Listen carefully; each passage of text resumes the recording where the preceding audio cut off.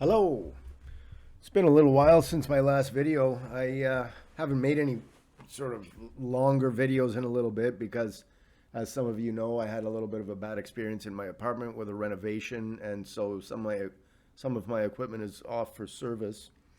And besides that, I haven't actually purchased any equipment recently. No amps, no speakers, no nothing. I've been scouring the ads, but I haven't found anything that's really caught my attention. So I decided to make another type of video today, and this little video is about my 7 brutal truths in audio. So I'm just going to dive right into it. Number 1, if you're constantly analyzing the sound of your system instead of getting immersed into the music, then you're really missing the point of having a good audio system. You know, it's okay to analyze things and to get positioning right and all that jazz. But once you're done, you really should sit back and allow yourself to be immersed in the results. I mean, that's kind of the goal, isn't it? The goal isn't to constantly sit there analyzing your system. That gets old really, really quickly. And you know, you got into audio in the first place because of your love for music, I would imagine, right? I mean, if you did get into audio because you like the equipment primarily, then I can understand if you're sitting there analyzing all the time. But if you got into audio because of your love for music, if that was your initial reason for getting a higher end audio system, then that would be the goal, to just be able to immerse yourself in the results of a high quality system. Number 2, you don't need huge power in most applications. I know a lot of people enjoy the idea of having like a 200 watt per channel amp, 300 watt per channel amp, but in most applications it's totally unnecessary. In my experience, in most homes, in most average rooms, 40 to 60 watts per channel, you know, that's more than adequate. If you have a good quality amplifier, that is more than adequate in most applications. In certain circumstances, yes, some speakers will be very low sensitivity, requiring a lot more current than an average amplifier. Or perhaps, you know, you might have a very large venue to fill or something like that with a lot of people in it, which would require a lot more power than you would necessarily in a residential room somewhere.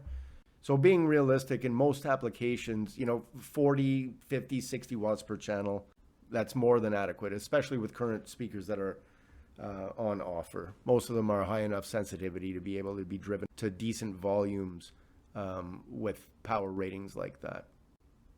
Now on to number 3, spending more money. It may not always reap more rewards sonically.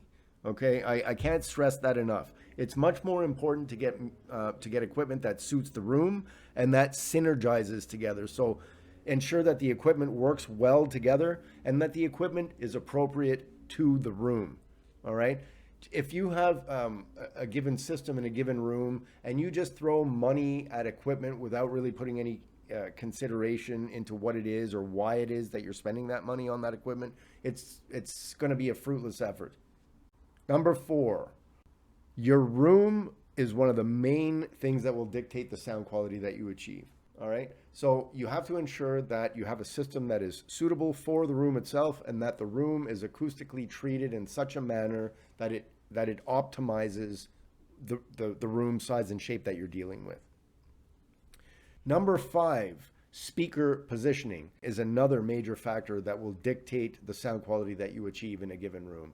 I can't stress this enough.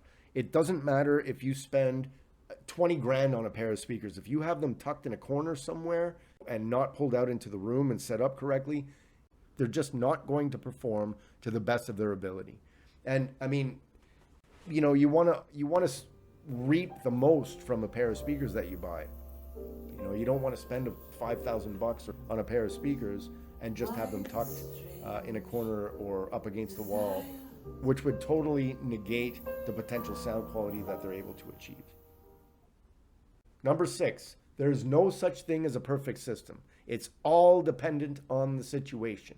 It's all dependent on the size of the room. It's all dependent on your personal preferences. It all is dependent on, you know, what your requirements are, what the needs are. So There is no such thing as, oh, tell me what the best amp is. What are the best speakers? No, it doesn't work that way. It's specific to every set of circumstances. So that brings us to number 7. Everyone hears differently. So what one person likes may not be universal. So don't get too caught up in reviews or what your friends are saying or what salespeople are saying about a given speaker or component. You have to be the judge yourself, and there's no way around that. And with that said, those are my 7 brutal truths in audio. All right, that's all I've got for you for this one, guys. We'll see you in the next video. Bye for now.